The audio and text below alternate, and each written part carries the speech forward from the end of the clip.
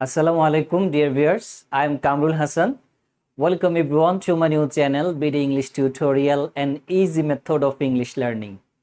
Dear viewers, today I'll discuss about one of the most important and basic topics of English grammar, that is sentence and its classification.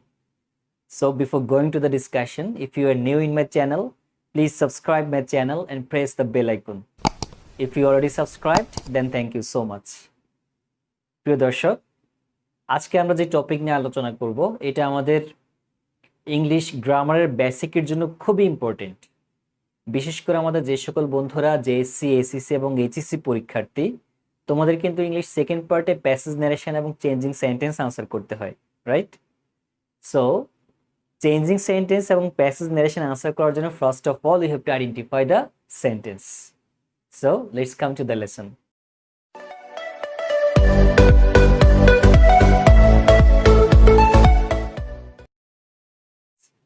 Well, first of all আমি একটা definition এখানে লিখেছি সেন্টেন্সের। আমরা normally Bangla ভার্সনে আলোচনা করব, but আমাদের বাংলাটাকে বুঝতে এই ডেফিনেশনটা, এই সংজ্ঞাটা আরো ইজি করে দিবে আমাদের জন্য। আমি লিখেছি a group of words that makes a complete sense is called sentence. যেটাকে আমরা বাংলায় বলি দুই বা ততোধিক ওয়ার্ড মিলে যখন একটি পরিপূর্ণ অর্থ প্রকাশ করে তখন তাকে আমরা সেন্টেন্স বা বাক্য বলি। সেটাই দুই বা ততোধিক ওয়ার্ড বলতে আমরা বুঝি এ গ্রুপ অফ ওয়ার্ডস। এই গ্রুপ অফ ওয়ার্ডস মানে হচ্ছে দুই বা ততোধিক ওয়ার্ড। আর পরিপূর্ণ অর্থ প্রকাশ করা বলতে আমরা বুঝি মেক্স আ কমপ্লিট সেন্স।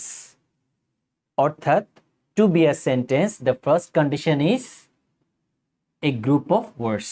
অবশ্যই সেই সেন্টেন্সটিকে a group of words হতে হবে, অনেকগুলো ওয়ার্ডের সমষ্টি, অর্থাৎ অনেকগুলো শব্দের সমষ্টি মিলে যেমন একটি বাক্য হয়, অনেকগুলো ওয়ার্ডের সমষ্টি মিলে একটি সেন্টেন্স হয়। Then the second condition is make a complete sense. শুধুমাত্র গ্রুপ অফ ওয়ার্ডস হলে চলবে না, তাকে অবশ্যই কমপ্লিট সেন্স মেক করতে হবে, অর্থাৎ পরিপূর্ণ অর্থ প্রকাশ করতে হবে, তাহলে আমরা তাকে সেন্টেন্স বলবো। ওকে, তাহলে without group of words and without making complete sense we can not consider it as a sentence. যেমন আমরা দুইটা এক্সাম্পল এখানে লিখেছি। ফার্স্ট এক্সাম্পল হচ্ছে birds fly in the sky, পাখিরা আকাশে উড়ে। তাহলে এই বাক্যে আমরা দেখছি যে বার্ডস একটা word, fly, in, the, sky another words. Okay, তাহলে অনেকগুলো ওয়ার্ডের সমষ্টি এখানে হয়েছে, that means group of words এখানে আমাদের হয়েছে। First condition is fill up. Okay, then second condition হচ্ছে that makes a complete sense. অবশ্যই তাকে পরিপূর্ণ সেন্স মেক করতে হবে, অর্থ প্রকাশ করতে হবে। তাহলে birds fly, fly is the nature of birds, পাখি উঠতে পারে, this is the nature of birds, এটা স্বাভাবিক। So fly in the sky, পাখি আকাশেই উড়ে, তাই না? তাহলে এটা সেন্সও মেক করছে, দুইটাই আমাদের কমপ্লিট হয়েছে, দুইটা কন্ডিশন কমপ্লিট করেছে, সে ফুলফিল করেছে। সো এটাকে আমরা সেন্টেন্স বলে কনসিডার করলাম। ওকে, দেন সেকেন্ড আরেকটি সেন্টেন্স আমি লিখেছি the cow flies in the sky, গরু আকাশে উড়ে। Is it sentence? Of course not, because আমরা একটু মিলিয়ে দেখি। আমাদের ফার্স্ট কন্ডিশন হচ্ছে group of words. Okay, the cow flies in the sky, group of words হয়েছে, but the second condition is makes a complete sense. এটা কি কমপ্লিট সেন্স মেক করছে? কাউ মানে হচ্ছে গরু, ফ্লাইজ মানে হচ্ছে উড়া। গরু কখনো আকাশে উঠতে পারে? অফকোর্স না, বিকজ এইটার সাথে, এই গরুর সাথে ফ্লাইজ এই নেচারটা যায় না। সো গ্রুপ অফ ওয়ার্ডস হলেও এটা আমাদের কমপ্লিট সেন্স মেক করছে না, বিকজ এটার মধ্যে আমরা পাচ্ছে না, পরিপূর্ণ অর্থ প্রকাশ করছে না। সো এটাকে আমরা সেন্টেন্স বলে কনসিডার করতে পারছি না।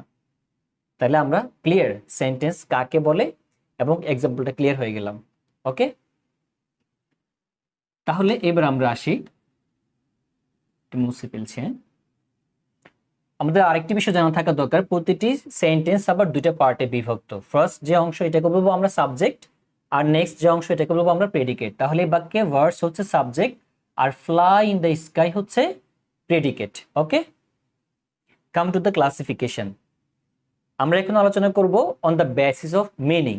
আমরা জানি on the basis of meaning sentences R of 5 kinds. সেগুলো হচ্ছে assertive sentence, interrogative, imperative, optative and exclamatory sentence. So আজকে আমরা শিখবো how to identify the sentence, কিভাবে আমি বুঝে ফেলবো এটা হচ্ছে ইন্টারোগেটিভ সেন্টেন্স, এটা অপটেটিভ সেন্টেন্স, এটা অ্যাসার্টিভ সেন্টেন্স। ওকে, কিভাবে আমি খুব ইজিলি ক্যাচ করতে পারবো সেটা আমরা এখন শিখবো। So first of all, assertive sentence কাকে বলে? আমরা জানি this is sentence that makes a clear statement. Just আমরা এই ওয়ার্ডটা মনে রাখবো, স্টেটমেন্ট ওর বিবৃতি। ঠিক আছে, অ্যাসার্টিভ সেন্টেন্স চেনার জন্য স্টেটমেন্ট অথবা বিবৃতি, এটা মনে রাখলে আমাদের জন্য আরো ইজি হয়ে যাবে বুঝতে। অর্থাৎ এটা সিম্পল একটা বিবৃতি প্রকাশ করবে, একটা স্টেটমেন্ট প্রকাশ করবে। যেমন আমরা যদি বলি হি ইজ এ গুড বয়। ওকে, এখানে আমি কারো একজন সম্পর্কে কি বলছি? ইজ এ গুড বয়, সে একজন ভালো ছেলে। ঠিক আছে, সে একটা ভালো ছেলে। অথবা এখানে আমি অন্য কিছু বলতে পারি, আমার বাবাকে পরিচয় করতে পারি, he is my father, she is my mother, she is my sister. Okay, অথবা কেউ কোথাও অবস্থান করছে, she is in the hospital. এইভাবে যে কোনো একটা নর্মাল বিবৃতি যখন আমরা দেখবো, একটা স্টেটমেন্ট যখন প্রকাশ করা হবে, তখন সেটাকে আমরা বলবো অ্যাসার্টিভ সেন্টেন্স। এটা নিয়ে টেনশনের কিছু নেই, খুবই ইজি। ওকে, দেন নেক্সট হচ্ছে আমাদের ইন্টারোগেটিভ সেন্টেন্স। কিভাবে চিনবো? জাস্ট এই ওয়ার্ডটা আমরা মনে রাখবো, কোশ্চেন অর প্রশ্ন। অর্থাৎ this is a sentence that expresses a question, যেটা একটা কোশ্চেন এক্সপ্রেস করবে, অ্যারাইজ করবে। অর্থাৎ আমরা একটা বাক্য দেখে বুঝে ফেলবো এখানে কাউকে কোনো কোশ্চেন করা হচ্ছে, কারো কাছে কিছু চাওয়া হচ্ছে, কিছু জিজ্ঞেস করা হচ্ছে। এটা দেখে আমরা বুঝে ফেলবো কি এটা ইন্টারোগেটিভ সেন্টেন্স। যেমন কি হতে পারে? আমরা যদি বলি ডাজ হি প্লে ফুটবল, এটা লিখে আমরা শেষে কি দিব? একটা প্রশ্নবোধক চিহ্ন দিব।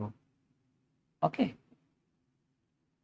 আমরা এখানে কি বললাম? ডাজ হি প্লে ফুটবল, সে কি ফুটবল খেলে? তাহলে অবশ্যই এখানে একটা প্রশ্ন করা হচ্ছে এবং কি শেষে একটা চিহ্ন দেখতে পাচ্ছি আমরা, যেটাকে আমরা বলবো নোট অফ ইন্টারোগেশন। অর্থাৎ ইন্টারোগেটিভ সেন্টেন্সের শেষে যে প্রশ্নবোধক চিহ্নটা, এটাকে আমরা বলবো কি নোট অফ ইন্টারোগেশন। এই চিহ্নটা দেখেও আমরা অনায়াসে বুঝে ফেলবো দিস ইজ ইন্টারোগেটিভ সেন্টেন্স। ওকে, খুব ইজি। অথবা এখানে ডব্লিউএইচ কোশ্চেন হতে পারে, আমরা জিজ্ঞেস করি what's your name, what's your father's name, what's your mother's name. Okay, আবার আমাদের হ্যাভ ভার্ব দিয়ে হতে পারে, যে আমরা কি বলতে পারি যে have you come from Dhaka. ঠিক আছে, তাহলে আমরা যে কোনো ধরনের প্রশ্নে যখন আমরা সামনে পাবো তখন আমরা বুঝে ফেলবো এটা হচ্ছে ইন্টারোগেটিভ সেন্টেন্স। দেন থার্ড ওয়ান হচ্ছে আমাদের ইম্পারেটিভ সেন্টেন্স। কিভাবে চিনবো? জাস্ট আমরা এই দুটো ওয়ার্ড মনে রাখবো, কমান্ড অর রিকোয়েস্ট, আদেশ অথবা অনুরোধ। অর্থাৎ this is a sentence that expresses command or request. যে সেন্টেন্স দেখে আমরা অনায়াসে বুঝে ফেলবো এখানে কাউকে কোনো বিষয়ে কমান্ড করা হচ্ছে অথবা কোনো বিষয়ে অনুরোধ করা হচ্ছে। তাহলে কিভাবে আমরা কাউকে কমান্ড অথবা আদেশ করি কিভাবে? যেমন আমরা যখন বলি ওপেন দ্য ডোর, আমরা কাউকে কমান্ড করছি। ঠিক আছে, ওপেন দ্য ডোর, আদেশ করছি কাউকে।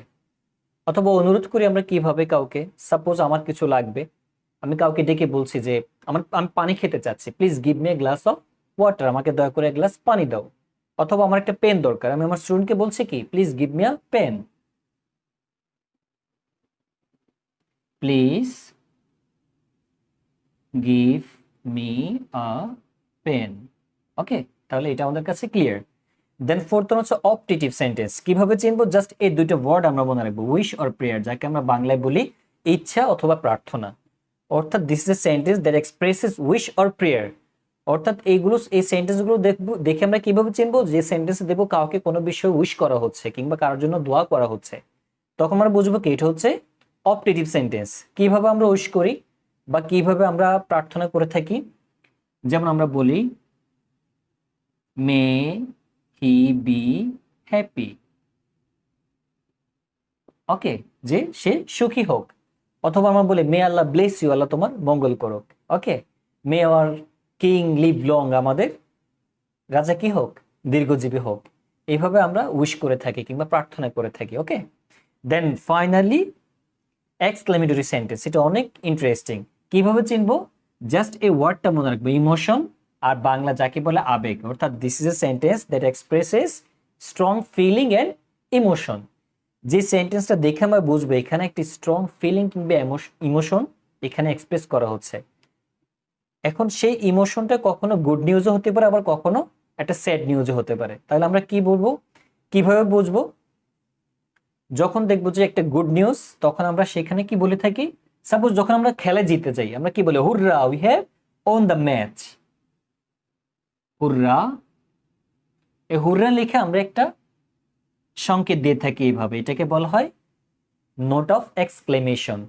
এই যে এক্সক্লেমেটরি সেন্টেন্স থেকে আসছে কি এক্সক্লেমেশন, আর ইন্টারোগেটিভ সেন্টেন্স থেকে এসেছে নোট অফ ইন্টারোগেশন। ওকে, এটা মনে রাখতে হবে। তাহলে হুররা, we have won the match. ঠিক আছে। অথবা যখন আমরা একটা স্যাড টোন, একটা স্যাড নিউজ যখন হবে, তখন কি আমরা হুররা বলবো? না, অফকোর্স আমরা তখন হুররা বলবো না, তখন আমরা একটা স্যাড এক্সপ্রেশন এখানে এক্সপ্রেস করব। যেমন কেউ যখন মারা যায়, আমরা তখন কি বলি? এলাস। এলাস লিখে সেম এই চিহ্নটা আমরা দিব, যেটাকে আমরা বলেছি কি note of interrogation. Alas, the man is dead. Okay, আফসোস, লোকটি কি মারা গিয়েছে, অর্থাৎ he is no more. Alas, his father is no more.